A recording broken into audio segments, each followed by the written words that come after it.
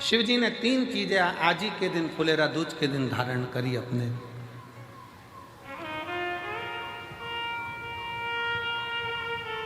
और जरा विचार करिएगा, भगवान शंकर जो 3 चीजें धारण कर रहे हैं वो साधारण नहीं है। देने वाले भी साधारण नहीं है और लेने वाला भी साधारण नहीं है। जो दे रहा है वो भी साधारण नहीं, जो ले रहा है वो भी साधारण।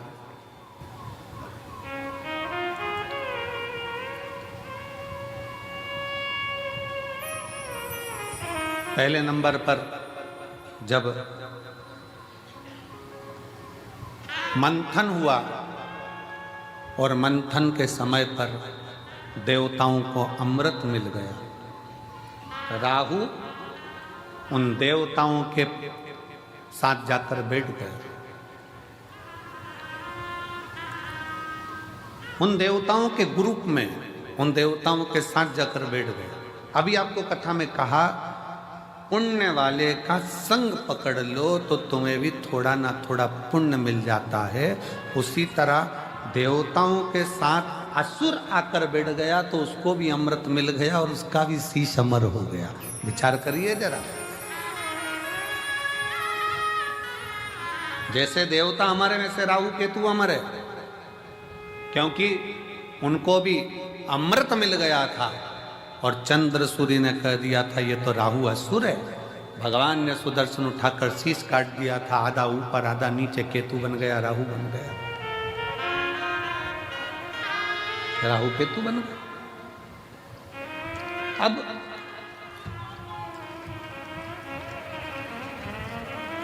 जरा विचार करिएगा, जरा अपने भीतर उतारिएगा कि वो राहु केतु केवल देवताओं का संग पकड़ लेते हैं, वो राहु केतु देवताओं का संग ले लेते हैं तो वो अमर हो जाते हैं, कुछ नहीं बने।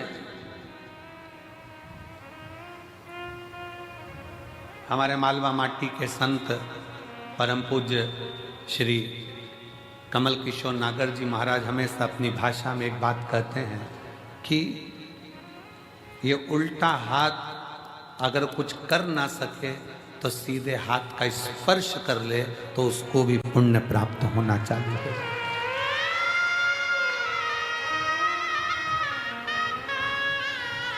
हमारे मालवा माटी के संत श्री कमल किशोर नागर जी कहते हैं कि ये उल्टा हाथ सीधे हाथ का स्पर्श मात्र कर ले तो भी पुण्य प्राप्त हो सकता है। तो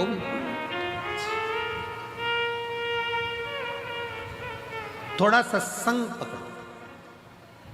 फुलेरा दूज पूरी दुनिया की निगाह में, भले दुनिया के लोग सोचते हो कि केवल एक तिथि होगी, लोग कहते हैं कि इस फुलेरा दूज का महत्व केवल भगवान श्री राधा और कृष्ण से जोड़ते हों, पर यदि शास्त्रों का अध्ययन किया जाए तो इस दिन मेरे शंकर भगवान ने 3 चीज़ों को अपने ऊपर धारण करा है और वो जग कल्याण के लिए करा है। जग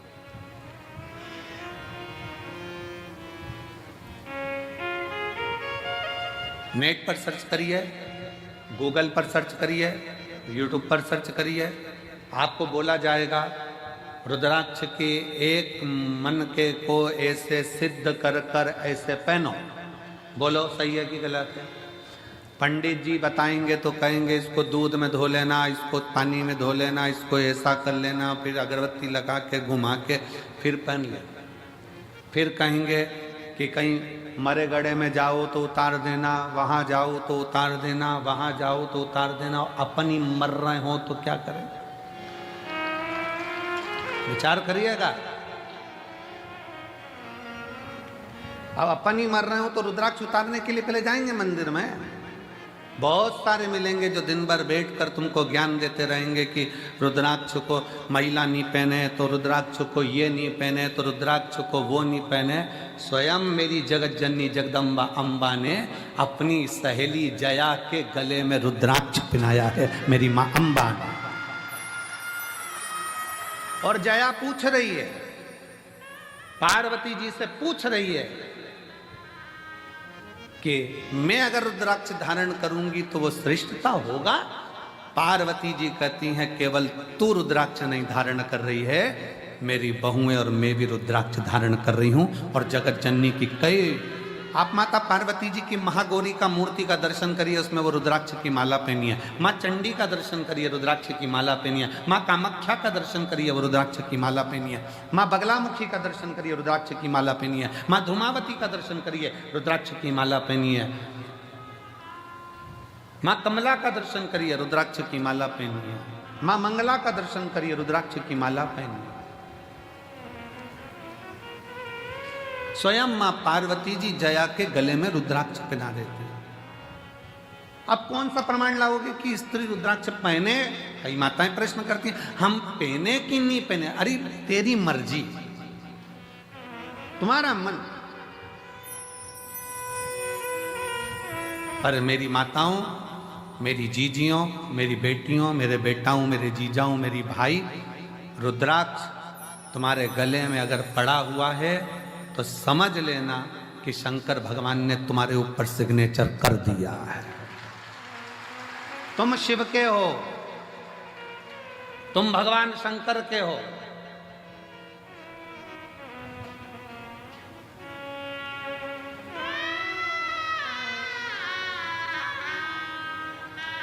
आप सबको पहले भी कथा में कहा, लिंगायत शैव संप्रदाय में, शिवलिंगायत संप्रदाय में, भारत की भूमि की एक ऐसी संप्रदाय शिवलिंगायत संप्रदाय, दक्षिण की ओर आप जाएंगे, मस्तक पर भस्म का त्रिपुंड मेरी माताएं, मेरी जीजियां, मेरी बेटियां, मेरे बेटे लगाते हैं। जिनके यहाँ का नियम है, माँ बच्चे को जन्म देती है तो दूध नहीं पिलाती जब तक के उनका गुरु आकर उस बच्चे के कान में शिव मंत्र नहीं दे देता, तब तक माँ दूध भी नहीं पिलाती। कौन सी संप्रदाय, देखिए शिवलिंगायत संप्रदाय में ऐसी कौन सी संप्रदाय होगी जिसमें मंत्र, बच्चे ने जन्म लिया और जन्म लेते से उनके गुरु को जाना पड़ता है हॉस्पिटल में और बच्चे को गोदी में उठाकर मंत्र देना पड़ता है, तब माँ अपने बच्चे को दूध पिलाना चालू करती है, तब माँ बच्चे को दूध पिलाना चालू करती है। शिवलिंगायत संप्रदाय के अंदर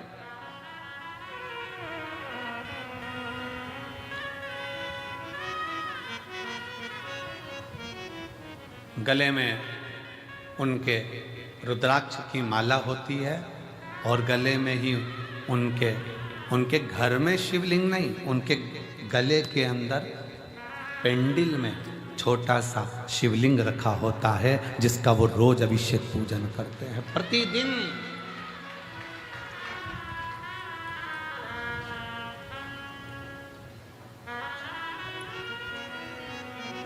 शिवलिंगायत संप्रदाय में शिव की भक्ति में अब दुनिया के लोगों ने उसका एक अलग अलग आडंबर बनाकर शंकर जी को, पिंडी को हाथ मत लगाओ, शिवलिंग को मत छुओ। शिवलिंगायत संप्रदाय में तो महिला हो चाहे पुरुष हो, गले में शिवलिंग 24 घंटे डालकर रखती है, 24 घंटे। शिव को समझे तब तो ना। क्या महिलाएं रुद्राक्ष पहन सकती हैं? क्यों नहीं। रुद्राक्ष को सिद्ध कैसे करा जाए? रुद्राक्ष को सिद्ध कैसे करें? रुद्राक्ष को हम सिद्ध कैसे करें? रुद्राक्ष को सिद्ध करने के लिए तुम्हें कहीं जाने की जरूरत नहीं है, बस फुलेरा दूज का इंतजार करो और एक धतूरा शंकर जी के मंदिर में शिवलिंग को चढ़ा दीजिए हल्दी लगाकर। रुद्राक्ष तो रुद्राक्ष, तुम खुद सिद्ध हो जाओगे, सिद्धता तुम्हारे अंतर्गत।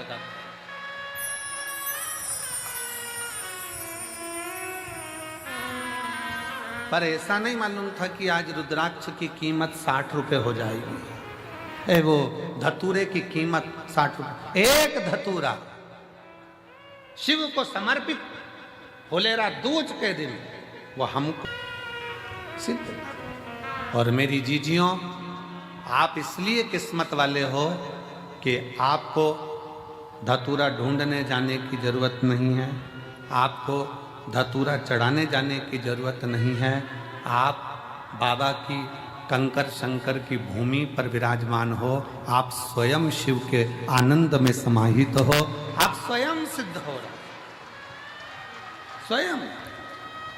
मंदिर प्रांगण में जो भरे पड़े हैं, दुकानों में जो भरे पड़े हैं, ग्राउंडों में जो भरे पड़े हुए हैं, रोडों पर जो भरे पड़े हुए हैं, जो शिव महापुराण की कथा को आज फुलेरा दूज के दिन इस पवित्र कुबेरेश्वर बाबा की धरा पर, कंकर शंकर की भूमि पर जो सुन रहे हैं, आप स्वयं शिव को समर्पित हुए हो। शंकर आपको स्वयं स्वीकार कर रहा है और आप स्वयं सिद्ध होते चले स्वयं। और मेरे भोले तेरा सहारा है,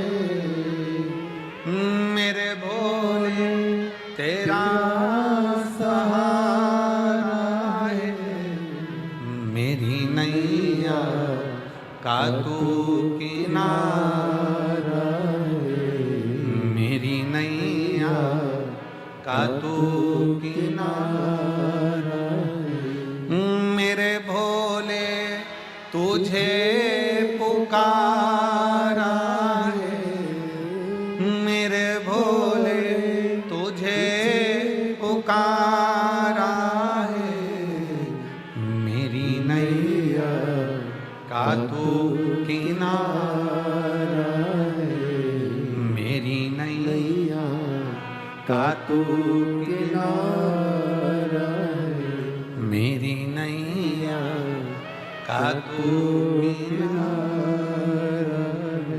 शिव को पहचान। क्यों? पूरे भारत की दृष्टि, और भारत तो भारत, विदेश तक की दृष्टि इस सीहोर के रुद्राक्ष उत्सव पर रहती है कि रुद्राक्ष उत्सव होता क्या है। पूरे भारत की दृष्टि रहती है। और अब की बार मैं धन्यवाद देता हूं कि विदेश से सबसे ज्यादा श्रोता यहां पहुंचे हैं कथा सुनने के।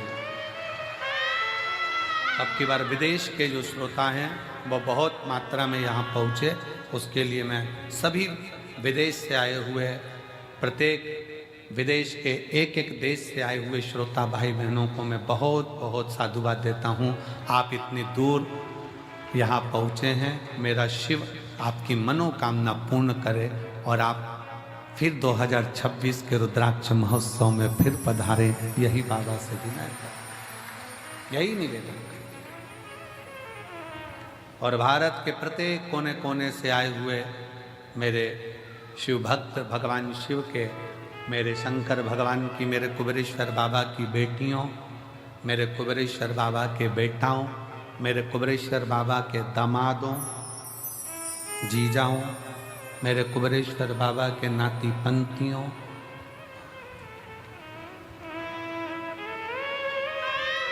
तीन महीने बाद आपको और हमको फिर मिलना है। बाबा बुलाएगा, फिर बुलाएगा।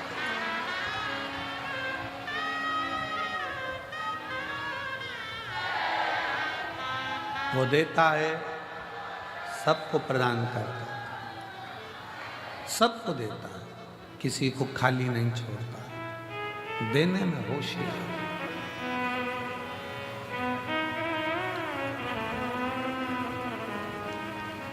राहु का सिर कट गया, कहाँ जाऊं? प्राण जाना है मेरे लिए। केतु भी घबरा गया, कहाँ जाए? तब असुर है, असुर प्रवृत्ति है, क्या लेकर जाएंगे? क्या दें हम भगवान को? राहु केतु को मालूम पड़ा कि चंद्र भगवान को रोग हो गया था और शिवजी ने अपने मस्तक पर धर लिया था, तो वो रोगीला चंद्रमा भी ठीक होकर जगत में चतुर्थी का चांद होकर पुजाने लगा है, दूज का चांद होकर पुजाने लगा। द्विज का चांद होकर पुजा रहा है। तो मन में आया कि जरूर, मुझे लगता है कि अपने को कोई देवता स्वीकार करे ना करे, पर शिव स्वीकार कर लेंगे, क्योंकि शंकर तो है ही ना। नागों के, गंधर्वों के, अप्सराओं के, प्रेतों के, भूतों के, देवताओं के, किन्नरों के, मनुष्यों के, पशुओं के, पक्षियों के, ऐसा कोई बता दो जिसका शिव नहीं है।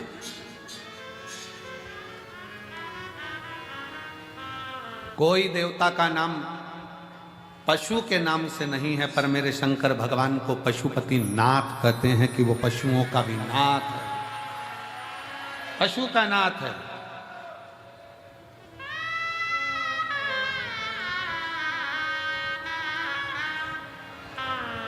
उसको विश्वनाथ कहते हैं, वो जगत का नाथ नाथ।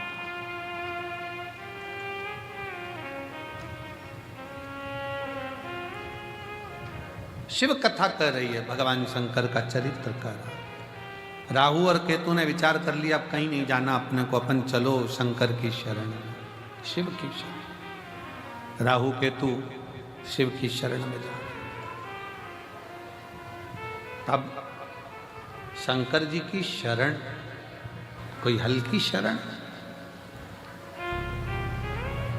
शिव की शरण कोई हल्की शरण। चलो शंकर की शरण में चलते हैं। राहु केतु शिव जी की शरण में पहुंच गए। शिव की शरण।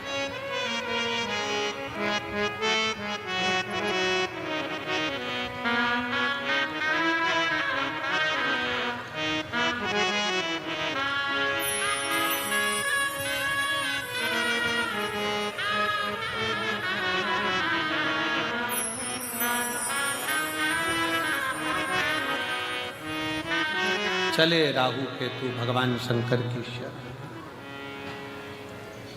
और भगवान शंकर की शरण में, ओघड़दानी की शरण में जब राहु केतु पहुंचे तो पूछा क्या बात है, क्या हो बाबा, हमें नष्ट किया जा रहा है। मैं राहु, ये केतु। राहु केतु ने विचार करा कि शिव को राजी करने के लिए क्या दिया जाए। कोई कहता है कि भगवान को राजी करना है तो ये दे दो, कोई कहता है भगवान को राजी करना है वो दे दो, कोई कहता है वो दे दो। शिव महापुराण की कथा कहती है दुनिया के लोग भगवान को वस्त्र, आभूषण, भोग, प्रसाद से रिझाना चाहते हैं, पर मेरा भगवान तुम्हारी वस्तुओं से नहीं रिझता। मेरा भगवान तो तुम भगवान को दिल दे दो तो भगवान रिझ जाए। दिल तो दिया नहीं,